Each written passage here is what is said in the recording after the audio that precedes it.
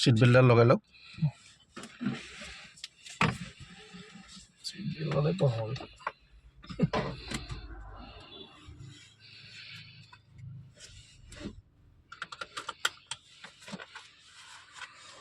Neutral হৈ আছে ন অঁ এতিয়া নিউট্ৰেল হৈ আছে যদি আগত থাকে সদায় গিয়াৰত থাকিব পিছত থাকিলেও গিয়াৰত থাকিব লাগিব মাজত থাকিব লাগিব আৰু মাজত থাকিলে গিয়াৰ লিভাৰডাল এইফালেও যাব এইফালেও যাব কিন্তু যদি গিয়াৰত থাকে নাযায় কোনোফালে ঠিক আছে দেই সেইটো বস্তু খেয়াল ৰাখিব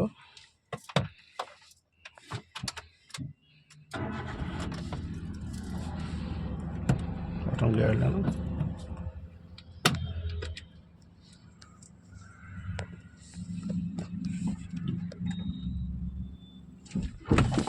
কি হ'ল ঠিক আছে একো নাই প্ৰথমতে আকৌ গিয়াৰটো লগাওক ষ্টাৰ্ট কৰক গাড়ীখন গিয়াৰটো ষ্টাৰ্ট কৰিব পাৰিব খালি ক্লাছ পাত ধৰি ল'লেই হ'ল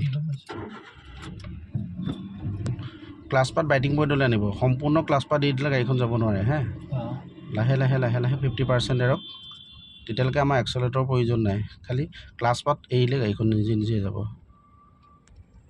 বাছ এতিয়া লাহেকৈ বাকীখিনি ৰিলিজ কৰি পেলাই এক্সেলেট কৰক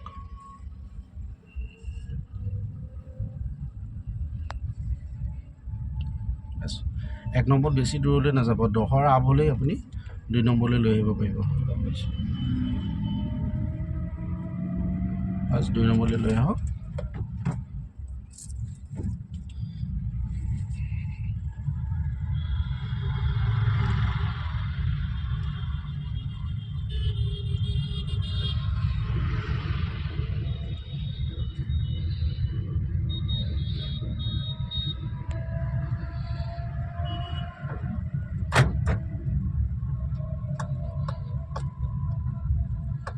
তেনেকৈ 2 নম্বৰটো আমি বেছি দূৰলৈ নাযাওঁ গম পাইছোঁ একটা স্পীডতে আপুনি 30 কৰি ল'ব একটা পিকআপতে কৰি পেলাই লাহেকৈ 3 নম্বৰলৈ লগাই লওক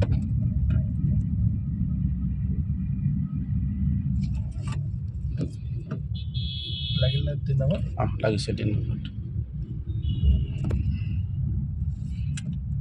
সেই 2 নম্বৰৰ পৰা নিউট্ৰেললৈ দি পেলাই হাতটো অকণমান লুজ কৰি দিব লাগে সি অট'মেটিকলি পেলাই 3 নম্বৰলৈ গুচি যাব আগলৈ ঠেলি দিলে 3 নম্বৰ হৈ যাব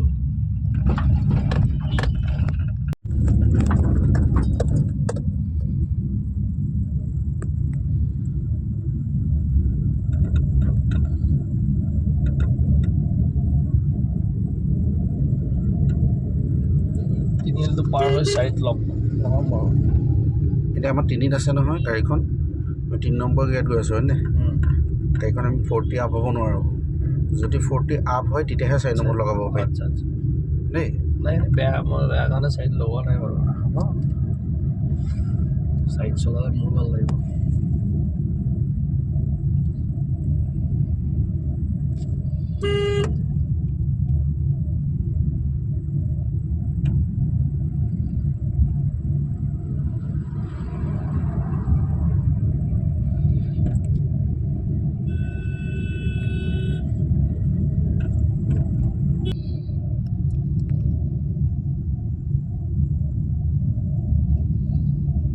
এতিয়া আগত স্পীড ব্ৰেকাৰ আছে হয় অলপ আগৰ পৰা আমি গাড়ীখন স্পীড কমাব লাগিব প্ৰথম এক্সেলেটৰ এৰি দিয়ক চাওক 10 তললৈ গুচি আহিলে মানে 20 তললৈ আহিলে এতিয়া ক্লাছ পাত দবাই লাহেকৈ 2 নম্বৰলৈ লৈ আহক গাড়ীখন 2 নম্বৰলৈ আনক নাহিল নেকি ক্লাছ পাত দবাই লওক ক্লাছ পাত দবাওক লাহে লাহে চৰি ব্ৰেক আহিব এতিয়া আকৌ যাম আমি একৰে যাম ন আকৌ যাম ফাৰ্ষ্ট গিয়াৰত প্ৰথমতে লাহে লাহে ক্লাছ পাত এৰিলেই হ'ল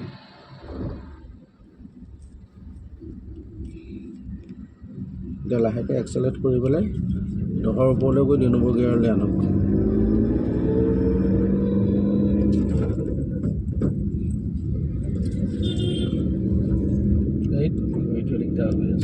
না ফাৰ্ষ্ট গিয়াৰটোত যদি আপুনি গোটেই ক্লাছ পাত এৰি দিয়ে গাড়ীখন যাব নোৱাৰে থু মাৰি ৰখি দিব 50% এৰিব লাগিব তেতিয়া সি লাহে লাহে লাহে লাহে যাবলৈ আৰম্ভ কৰিব অলপ যোৱাৰ পিছতে বাকীখিনি এৰি দিব পাৰিব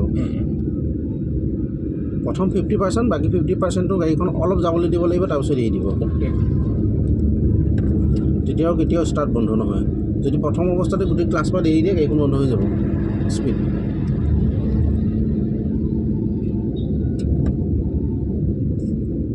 আমি 2 নম্বৰ গিয়াৰত আছোঁ, 3 নম্বৰ গিয়াৰলৈ নিম। 30 হ'ব লাগিব, 30 হোৱাৰ লগে লগে গাড়ীখন 3 নম্বৰ গিয়াৰটোলৈ গুচি যাব।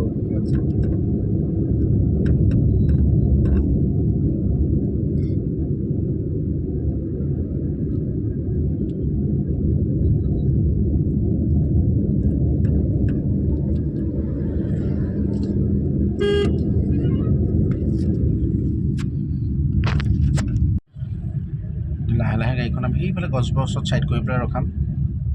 লাহে লাহে ছাইড কৰক, লেফ্ট ছাইডে ছিগনেল দিয়ক। প্ৰথমতে বেগত ভৰি আহিব, তাৰপিছত লাহে লাহে ক্লাছ পাত দবাই দিব।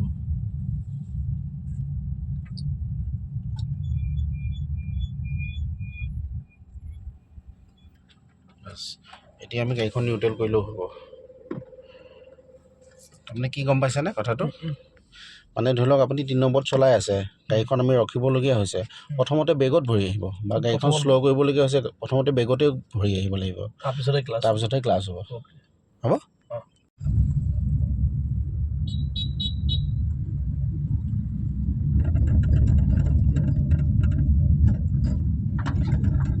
আমি গাড়ীখন অলপ শ্ল' কৰিছোঁ হয়, প্ৰথম ব্ৰেক মাৰি পেলাই, কাৰণ 3 নম্বৰ থকাৰ কাৰণে প্ৰথম বেগতে ভৰিটো আহিব।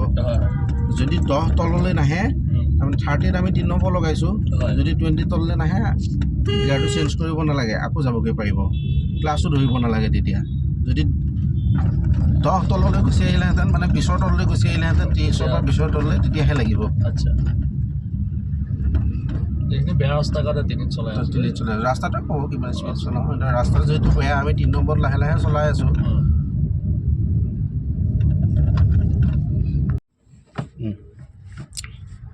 মই কৈ আছোঁ, হাতটো এৰি দিয়ক আপোনাৰ। ই সদায় মাজত থাকে, 3 আৰু 4 মাজতে থাকে, ওপৰলৈ ঠেলি দিলে 3, তললৈ ঠেলি দিলে 4। এতিয়া 1ত লগাবলৈ হ'লে আমি সদায় বাওঁফালে ঠেলিব লাগিব, বাওঁফালে ঠেলি আগলৈ এনেকৈ দি দিলে 1 হয়। আকৌ 2 নম্বৰটো লগাবলৈ হ'লে তললৈ এনেকৈ আনি হাতটো বাওঁফালে ঠেলি থাকিব লাগিব, তললৈ দি দিব লাগিব 2। যদি আমি বাওঁফালে ঠেলি নাথাকোঁ, ই মাজলৈ গুচি যাব, মাজলৈ গুচি যাবলৈ দিব নালাগে, এনেকৈ ঠেলি থাকিব লাগে। এতিয়া 1 আছে নহয়, বাওঁফালে ঠেলি থাকি তললৈ ঠেলি দিব লাগে, 2 হৈ যায়। যদি এইখিনি হাতটো লছ কৰি দিওঁ, মাজৰ এই পইণ্টটোত যদি আমি লছ কৰি দিওঁ, ই গুচি যাব।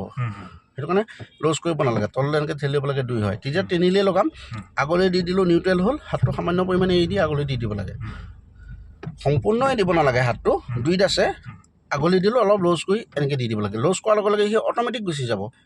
আপুনি য'তেই নাৰাখক, এইফালে নিয়ক, হাতটো এৰি দিয়াৰ লগে লগে সি 3 আৰু 4 মাজলৈ গুচি আহে, এইফালে আনক, এৰি দিয়াৰ লগে লগে এইফালে গুচি যাব। সেইটো কাৰণে কৈছোঁ, যেতিয়া 2ত থাকিব, আগলৈ দি হাতটো লছ কৰি দিব, ই অট'মেটিকলি 3 ওচৰলৈ গুচি আহিব, আগলৈ ঠেলি দিব, 3 হৈ যাব। যদি আমি এনেকৈ ঠেলি দিওঁ, একলৈ যাবগৈ, ঠেলিব নালাগে। যেতিয়া 2ৰ পৰা যাব, হাতটো সামান্য পৰিমাণে লছ কৰি দিব, দেখিছেনে? লছ কৰি দিয়াৰ লগে লগে অকণমান ইফালে গুচি গ'ল, আগলৈ ঠেলি দিলেই হ'ল। হ'ব?